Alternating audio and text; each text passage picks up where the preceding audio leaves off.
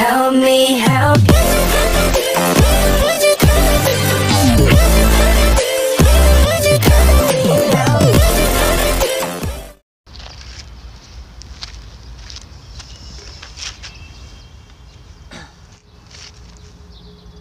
Oke, assalamualaikum warahmatullahi wabarakatuh. Kembali lagi bersama Ana Fauzan Ridho Akmali. Kali ini kita akan membahas tentang tips and trick yang mesti dikuasai sebelum melaksanakan ujian syafa'i atau wawancara, atau bisa disebut tahap keduanya.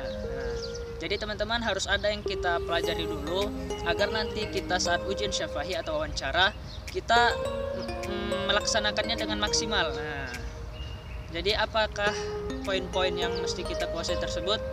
Nah, jadi sebelum memasuki ruangan ujian syafa'i atau ujian wawancara, ada beberapa trik yang bisa kita lakukan untuk menghilangkan rasa grogi atau gugup. Nah, dulu Ana tuh sempat ngamalkan ini nih, dengan menarik nafas dalam lalu mengeluarkannya secara perlahan. Nah, ulangi sebanyak 3 kali.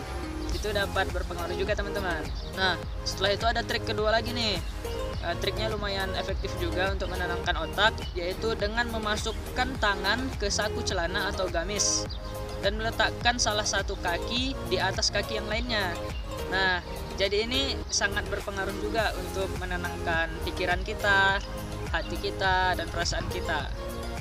Jadi usahakan teman-teman, jikalau orangnya grogian atau gugup gitu, seringlah diulang-ulang dulu di rumah, bahkan sampai H-1 atau beberapa jam memasuki ruangan, terus dilatih gitu supaya terbiasa. Nah, ada juga dengan menggerakkan kaki, itu juga berpengaruh. Nah, tadi pertama, aturlah diri kita agar tidak grogi. Lalu ada yang kedua, setelah kita memasuki ruangan tersebut, mulailah dengan berjabat tangan kecuali penguji adalah lawan jenis dari peserta. Nah, jadi jikalau pengujinya satu jenis dengan kita, silahkan disalam sembari mengucapkan salam. Yang ketiga, duduklah setelah dipersilakan duduk oleh penguji. Nah, jadi sebelum dipersilakan duduk, jangan duduk dulu nih teman-teman ya. Itu salah satu adab ya. Baru selanjutnya, tenang dan lugas dalam menjawab pertanyaan penguji. Jangan terburu-buru dalam menjawab sehingga memotong perkataan penguji. Nah, jadi kita harus rileks, jangan terganggu oleh suasana, jangan terganggu oleh pertanyaan yang mungkin udah antum kuasai, tetapi tahan dulu, simpan jawabannya dulu. Setelah penguji selesai mengungkapkan atau mengucapkan pertanyaannya, lalu antum jawab. Dan jawablah sesuai apa yang ditanyakan. Yang tidak ditanyakan jangan dijawab teman-teman, oke? Dan selanjutnya ada fasihlah dalam berucap. Nah, jadi kita waktu ujian wawancara harus fasih dalam berucap. Terkhusus tuh nanti ada di bidang fahmul makruh. Di situ harus kita tingkatkan lagi kualitas bahasa Arabnya, lahjahnya, karena walaupun kita kadang ada kelemahan dalam bahasa Arab, tetapi kita sudah memakai lahjahnya bahasa Arab itu, insya Allah itu bisa menutupi kekurangan kita tersebut. Baru yang selanjutnya, sebelum beranjak dari tempat duduk, akhirilah ujian lisan atau wawancara ini dengan menjabat tangan penguji sekali lagi sembari tetap mengucap salam. Lebih ahsannya lagi, kita meminta doa dari penguji tersebut. Nah, jadi ada lagi nih yang mesti kalian kuasai saat berada di dalam ruangan wawancara. Yang pertama itu adalah perkenalan. Jadi nanti pengujinya akan menanyakan arif nafsak. Nah, di sini kalian disuruh memperkenalkan diri kalian, itu berupa nama, asal, tempat tanggal lahir, dan lain-lain. Jikalau nanti pengujinya saat kalian masuk beliau diam saja, kalian bisa mengucapkan lau samah uridu an a'rafa nafsi. Jikalau diperbolehkan, saya ingin memperkenalkan diri wahai penguji gitu. Lalu yang kedua itu ada tujuan. Jadi kalian akan ditanyakan tujuan kalian kemana. Kan nanti ada 3 negara tuh saat ujian wawancara. Ada yang tujuannya ke Mesir, Maroko, Sudan. Jika kalian pilih Mesir, apa tujuannya? Nah, persiapkan jawaban semantap mungkin agar penguji kalian tidak ragu untuk memberikan nilai yang terbaik untuk kalian. Nah, ini ada contohnya nih. Makasih ya. Misalnya kita ingin belajar di Universitas Al-Azhar karena ia merupakan sumber ilmu dan banyak ulama-ulama senior yang terlahir di universitas tersebut. Contohnya Ibnu Hajar Al-Asqalani, Syekh Wabah Al-Juwaili, Syekh Muhammad Abduh, dan lain-lain. Pada intinya, buatlah jawaban semenarik mungkin.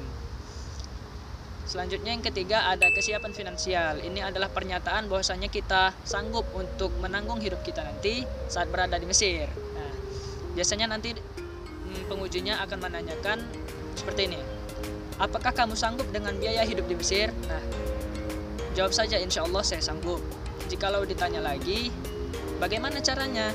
Jawab saja insya Allah orang tua saya yang akan membiayai saya selama kehidupan di sana. Atau bagi kalian yang menggunakan proposal, nanti kalian bisa sebutkan saja terus terang saya akan menyebarkan proposal, insya Allah akan membantu pembiayaan saya di sana walaupun sedikit demi sedikit. Intinya lagi dan lagi jawaban kamu harus terlihat meyakinkan. Selanjutnya yang keempat ada seputar ma'had. Jadi dalam poin ini kalian akan ditanyakan berupa asal-usul pondok kamu yang dahulu kamu belajar di sana. Bisa jadi penguji akan bertanya, siapa mudir pondok kamu? Buku-buku apa saja yang kalian pelajari di pondok? Dan bisa jadi kamu akan ditanya mengenai manhaj yang dianut oleh pondok tersebut. Wallahu a'lam bishawab. Selanjutnya yang kelima ada jurusan dan alasan.